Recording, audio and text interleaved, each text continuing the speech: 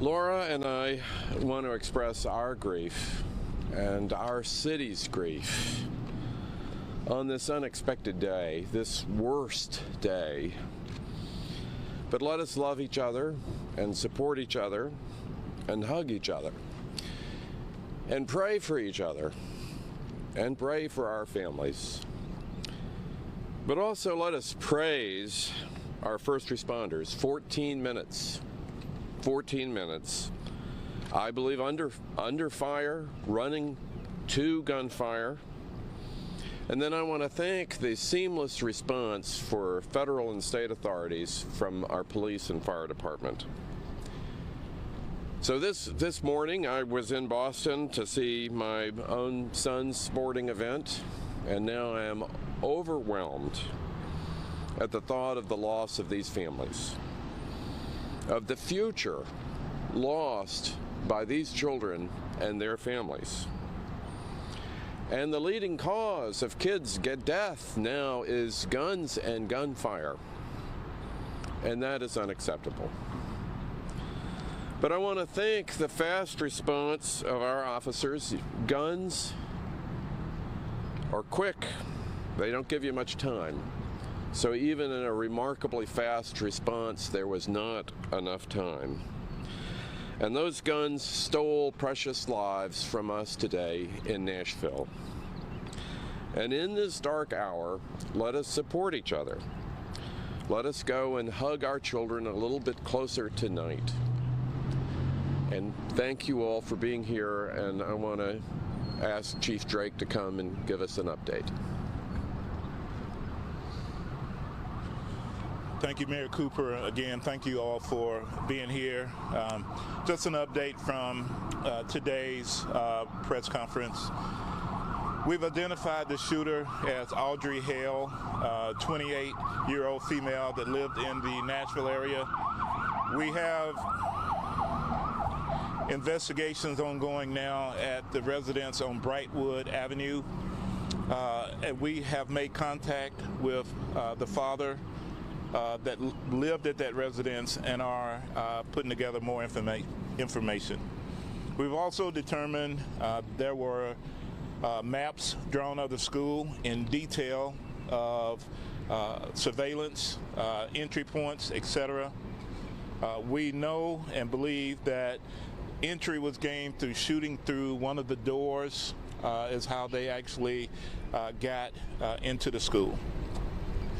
I want to take the time to at least say, and I won't say the victims' names, I'll let Don say that, but out of the 6 victims, 3 adults, 3 of those were children. 2 of them were age 9, 1 was 8, about to be 9. All the families have been contacted. The victims' families have been contacted as well. My thoughts and prayers go out to the family. When we send our kids to school or to any place of safety, we expect them to live, learn, have fun, and come back from that day's experience. We don't anticipate things like this. And I want to say thank you to our partners, to Chief Swan, to Glenn Funk, to our mayor for his support, to our federal partners.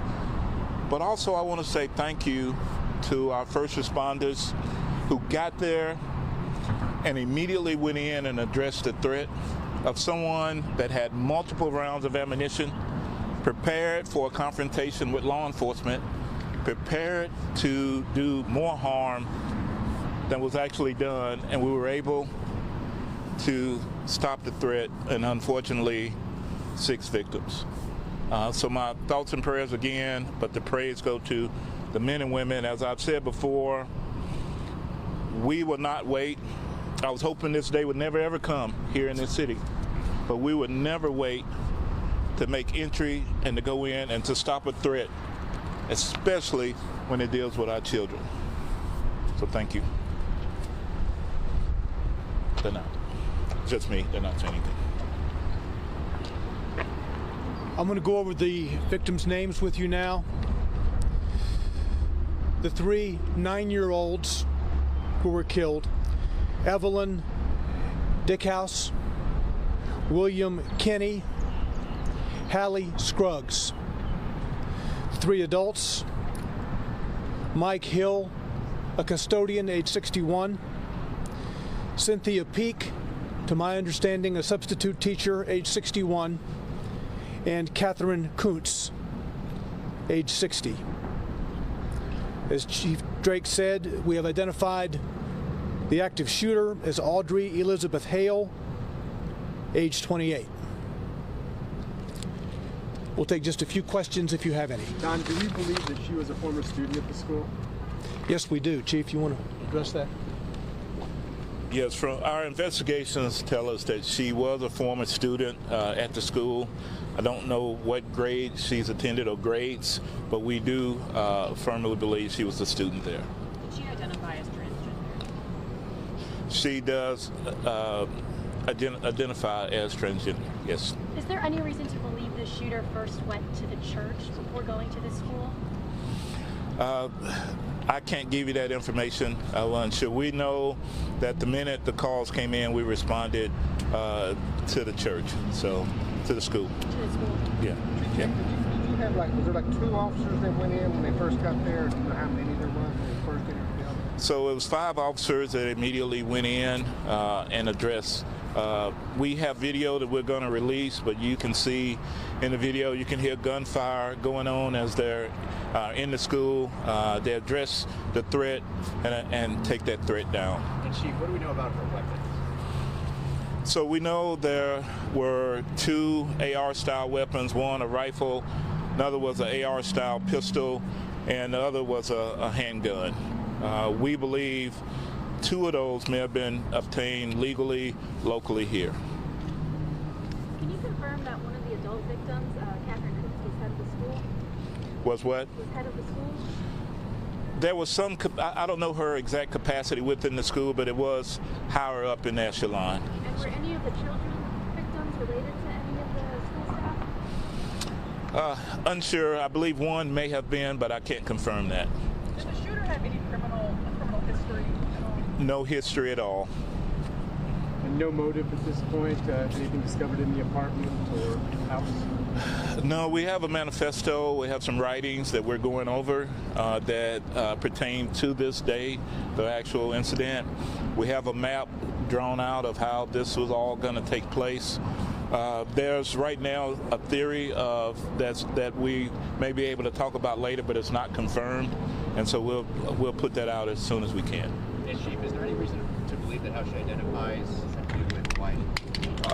I'm sorry, I knocked someone's mic over. I didn't hear you say that again, sir. Is there any reason to believe that how she identifies has any motive for targeting the school? We can give you that at a later time. There is some theory to that. We're investigating all the leads, and once we know exactly, we'll let you know. So was this a targeted attack? It was. Do we know about a history of mental illness? Man or woman? Don't know any history of mental illness at this time, but we are looking at that as the investigation is ongoing. And I'm sorry. She identifies as a transgender man or woman? Woman. Was this the only school that was targeted? It was the only school that was targeted. There was another location that was mentioned, but because of a threat assessment by the suspect, too much security, they decided not to. And that area was here in Nashville, so we're continuing with that investigation as well. Right now, we believe it's a lone assailant, and we don't anticipate any further damage at this time, but we're still investigating. The Brightwood address, she lived there with her parents? Or? Yes. Okay. Yes. Mm-hmm. Okay. Thank you. So the scene is going to be processed throughout the night, probably into tomorrow. This is an extensive scene. As you know, she entered the building, which is one structure. The church and the school are in one building. She entered on the lower floor. There were shots fired on the lower floor before she went to the upper level, and it was on the upper level where she was confronted by police and killed.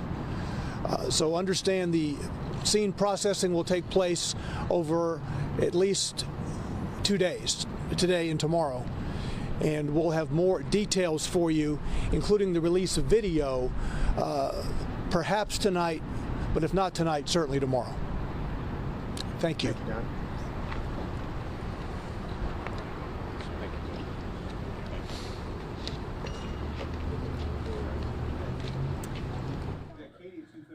Okay, that update there from the mayor, also police in Nashville, learning a little bit more about what unfolded today in this terrifying scene in Nashville at a school there, a private Christian school. Police, as you can see in these two videos here, we have a couple different shots coming in. I want to give you this full live look of law enforcement outside of the shooter's home as they are investigating there as well. We've learned that that shooter has been identified as Audrey Hale, who's 28, from the Nashville area. Police also saying the shooter identifies as transgender. And we're also learning a lot about the victims as well, and that's what we would like to focus more so on in this, and that would be in this tweet here, you can see who police have identified as the victims in this tragedy. That includes 3 students who the tweet says are all 9. However, the police chief at one point had said that one of those kids was actually 8, about to turn 9. So a little unclear there if they were all 9 or if one was about to turn 9. But those are the 3 students: Evelyn Dykehouse, Hallie Scruggs, and William Kinney. And then also 3 adults who were working at the school. One of those, Mike Hill, age 61, police say he was a custodian. Also, the other 2 victims that were adults here, Cynthia Peak, age 61, and Catherine Kuntz, age 60. One of the adult victims, one of the other ones, was also believed to be a substitute teacher. So learning a little bit more here about the victims in this tragedy as we continue to get these live looks in.